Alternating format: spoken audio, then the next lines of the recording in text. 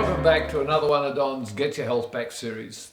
Again, I have Eliza Priddle here. We have gone through some fascinating topics on pets having an effect on us, or we having an effect on our pets, the emotional environment that we live in, and the change of DNA and genes. Now, you mentioned before that you can improve the quality of your genes and your DNA. Yes, we absolutely can. And how can we do that? So we have to go right down to the understanding that we are just energy. And if we are energy, and energy responds to what we ask it to do, then everything about us can change. Hang on a minute. We can ask energy to create something that we're after. Is that what you're saying?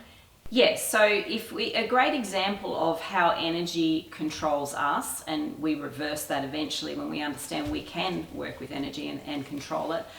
But we understand if you walk into a funeral, what does the energy feel like? Correct. Down, it's hard, it's low, Yes. and it's sad, and it's heavy. Yes. It has a weight to it. It makes you feel heavy. Yes. And almost like a cloud over your head, if you like. If we go then to a music festival, what's the energy like? It's pumped up, isn't it? It's up, exactly. So the energy is up, it's light, it's fun, and it makes you feel good. Okay, so we have to understand that we respond to that energy, but we also control the energy that we live in. So I can be walking along, with my husband, we're having a great day, and I can make one little comment, trigger his ego, trigger him and get him upset.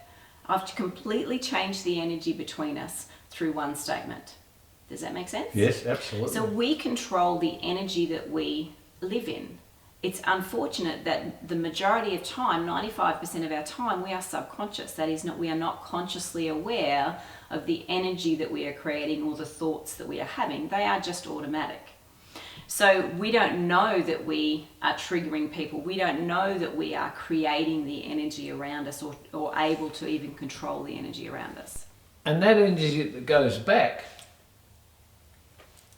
comes back this way as well. The Absolutely. energy that you're putting out that way comes straight back at you. Yeah, especially if you're empathetic, you don't understand that you're empathetic, so you're taking on people's emotions and energy all the time. So, my husband was a great example of that. He's an extremely empathetic person, and he didn't even understand that sitting in who's an ex-NRL footballer and sitting in a dressing sheds, he's taking on the energy of all the negative energy, the nervous energy of all those players around him, and wondering why he can't control his own emotions.